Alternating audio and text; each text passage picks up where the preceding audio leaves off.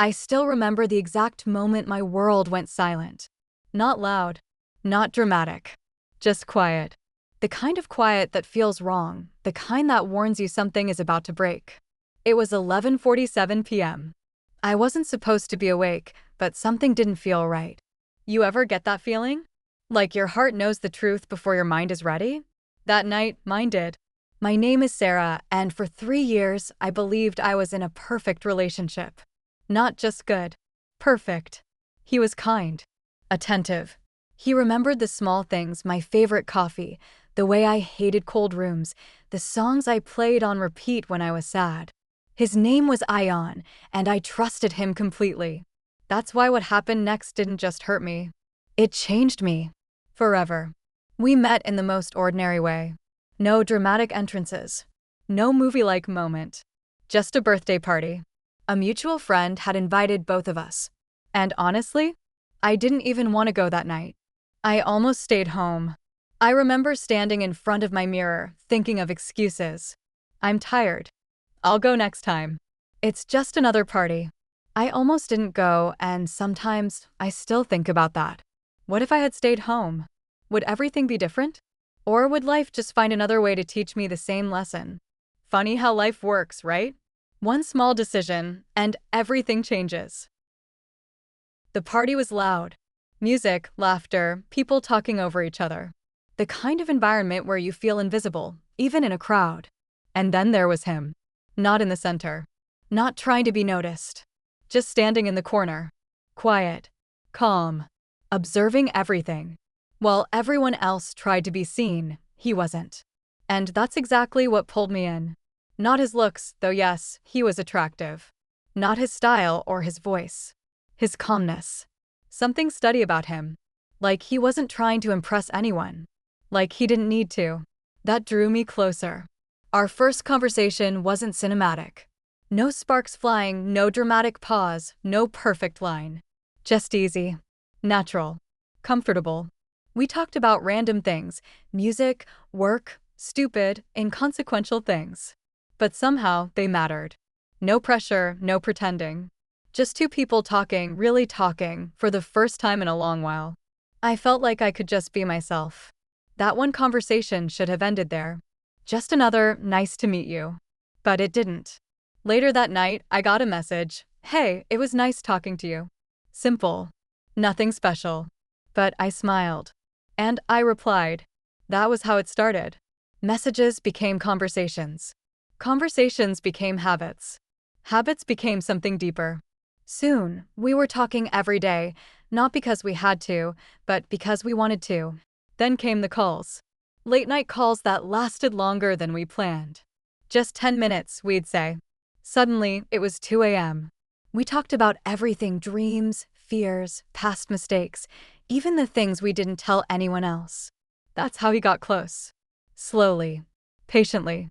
And before I realized it, he became part of my life. Not in a big, dramatic way. In small ways. Little things, but constant. Did you eat? Texts. Reach home safe calls. Random memes in the middle of the day. Little things, consistent, reliable, comforting. That's how he became my person. Not overnight, but over time. Weekend dinners became our thing. Sometimes fancy, sometimes street food.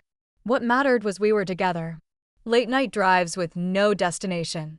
Just music, just conversation. Those were my favorite. In those moments, everything felt simple, safe, real. We had inside jokes no one else understood. One look, and we'd start laughing. One word, and we'd remember an entire moment. It felt like our own world. Our own language. Our own space. And in that space, nothing felt wrong, nothing uncertain. He wasn't just my boyfriend. He was my comfort. My routine. My safe place. Or at least, that's what I believed. Because the truth is, sometimes what feels safe is just familiar.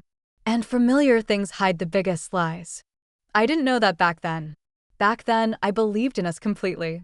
Without hesitation, without doubt. When someone shows up every day, you stop questioning them. You stop looking for flaws. You stop preparing for the possibility that one day, they might hurt you. And maybe that's where I went wrong. I didn't just love him. I trusted him with a version of myself I had never shown anyone else. And when you do that, you don't expect betrayal. You don't prepare for it. You don't even imagine it. Because in your mind, that person would never do that to you. But reality doesn't care about what you believe. People don't always stay who you think they are. The truth is, you never really know someone. You only know the version they choose to show you. And sometimes, that version is just a story. A well-crafted illusion. One that feels real, until the moment it breaks. And when it does, you question everything. Every memory. Every moment. Every "I love you." You ask yourself, was any of it real? Looking back now, the signs were there. Small. Almost invisible. The kind you ignore because you want to believe everything is okay. It started with little things. He became busy. Not strange, just slightly different. Less calls, delayed replies, a little distracted when we were together. Work pressure, he said. And I believed him. Trust doesn't break in one moment. It fades slowly, like light at sunset. At first, you don't notice. One night, I asked, "Are you okay?" He smiled, that familiar smile, and said, "Of course. You worry too much." And I pushed my doubts aside. Because love does that. It makes you ignore what you feel to protect what you have. But deep down, something had already started to shift. A small crack. Barely visible, but real. And cracks don't stay small. They grow. Slowly. Silently. Until one day, they break everything apart. Then came that night, the night everything changed. His phone buzzed. He was in the shower. I wasn't the kind of person who checks phones. I never had. I trusted him completely. But that night, something felt off. The screen lit up again. And I saw it. A name. Not familiar. Unsaved. Just one word. Mine read heart. My heart dropped. I told myself not to overthink, not to assume. But my hands didn't listen. I picked up the phone. Just to check. Just to prove to myself that everything was okay. But it wasn't. The messages weren't confusing. They weren't unclear. They were painfully obvious. Miss you already. Can't wait to see you tomorrow. Tonight meant everything. I stopped breathing. Not literally, but it felt like it. Like the air had been pulled out of the room. The man I trusted more than anyone felt like a stranger. He came out of the shower, relaxed, casual, like nothing had changed. But everything had. I looked at him and for the first time didn't see my partner. I saw someone who lied. Someone who chose someone else. And yet, I said nothing. If I confronted him, he would deny it, make excuses, twist the story. Maybe I would forgive him, not because he deserved it, but because I loved him. I refused to let that happen. So I stayed quiet. That silence was the beginning of everything. I realized something powerful. I didn't need answers from him. I already had the truth. The moment I stayed silent, the game changed. I wasn't the one losing. That night, I didn't cry. Not one tear. Which scared me more than anything because I cry easily. But not that night. I felt clarity. Cold, sharp clarity. This wasn't just betrayal. It was about respect. And he had none for me. So I made a decision. Not emotional, not impulsive, strategic. I wasn't going to fight him, beg him, or expose him immediately. No. I would do something better, something he would never expect. I would let him believe he got away with it, and then, at the right moment, I would show him exactly what he lost. I would gather the truth quietly, piece by piece, messages saved, patterns observed, moments captured.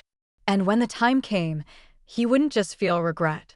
He would feel the weight of every lie, every betrayal, every secret he thought was safe. It wasn't revenge for revenge's sake, it was justice. Reclaiming what he thought he could take without consequence. That night, in the darkness, I felt calm. I was in control. The girl who trusted blindly was gone.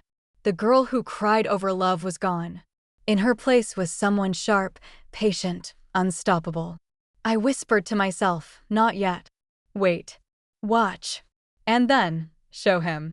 The game had changed. I wasn't losing anymore.